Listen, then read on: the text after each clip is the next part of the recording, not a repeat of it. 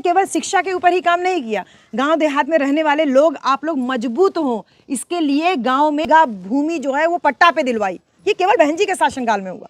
आज तक किसी सरकार में ऐसा नहीं हुआ कि जो लोग भूमिहीन थे उनके पास खेती किसानी करने के लिए जमीन हो। हमारे बाप दादा हरवाही तो करते थे बेटा। हम लोग कौन सा धन्ना सेठ के परिवार के हैं? अभी एक पीढ़ी तनी पीछे चली जा तो हरवाइये तो करत रहने, हमार माई लोग नारे तो काटत रहनी।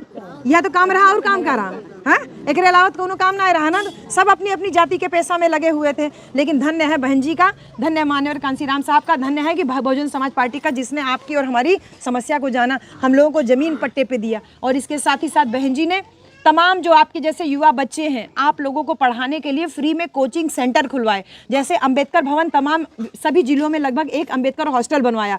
लखनऊ में भागीदारी भवन है बहन जी बनवाया। शिक्षा के ऊपर जितना काम बहन कुमारी मायावती जी ने किया उतना आज तक किसी ने नहीं किया। बेटा ग्रेट चमार बोल करके नारा लगाना बहुत आसान है, लेकिन उसके पीछे की बहन जी का त्याग, तपस्या, समर्पण, उनका जो दूरदर्शी सोच है उसको समझ पाना बहुत मुश्किल है। आज जब हमारा समाज थोड़ा संपन्न होने लगा, चौथी बार जब पूर्ण बहुमत से हम लोग सरकार बनाए, तो कुछ लोगों के कान खड़े हो गए कि ये क्या हो रहा है, और तुरंत फूट डालना शुरू कर दिए। ये तोहन कुर्मी समाज के मनाई, तोहन काहे चमरौटी लगा हुआ, चला तू अपन पार्टी बना ला। तू निषाद भैया तू काहे उनके पीछे लगा हुआ, तू चला अपन पार्टी बना ला। ए राजभर भैया तू काहे उनके पीछे पीछे घूमता जाता है, चला तू अपन पार्टी बना ला। सब समाज को तोड़ तोड़ के सबके छोट छोट पार्टी बना के सबके राष्ट्रीय अध्यक्ष बनवा दिया गया। काम था हमारे समाज को मजबूत करना, यानी बहुजन समाज को मजबूत करना। और काम क्या होने लगा, बहुजन समाज कैसे पहले टूटे, और जब बहुजन टूटेगा तो धीरे धीरे बहन जी को कमजोर किया जाएगा।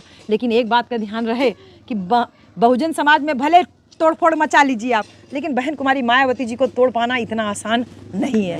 क्यों? क्योंकि बहन जी के साथ में बहन जी के लोग हमेशा उनके साथ में लगे हुए हैं। बहुजन समाज के लोग उनका साथ कभी छोड़ने के लिए तैयार नहीं है।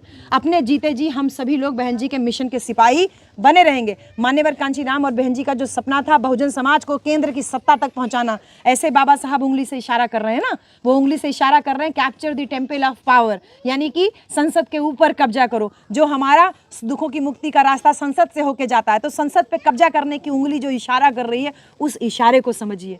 उस संसद के पहले आपको पहले अपने यहाँ यूपी में अपनी इस कटेहरी विधानसभा को अपने कब्जे में करना है। ये हम सब लोगों का टारगेट है। बहन जी, हमारी बहन जी को कमज़ोर करने के लिए तमाम नेताओं में तोड़फोड़ मचाई गई और कमज़ोर करने का कोशिश किया गया। लेकिन आज अगर हम आज की बात करें तो ये बात के बहुत निक से समझला कि बहन जी अगर हैं सही सलामत हैं, जिंदा हैं, तो ही हमारा सही सलामत हम लोग का हक अधिकार है।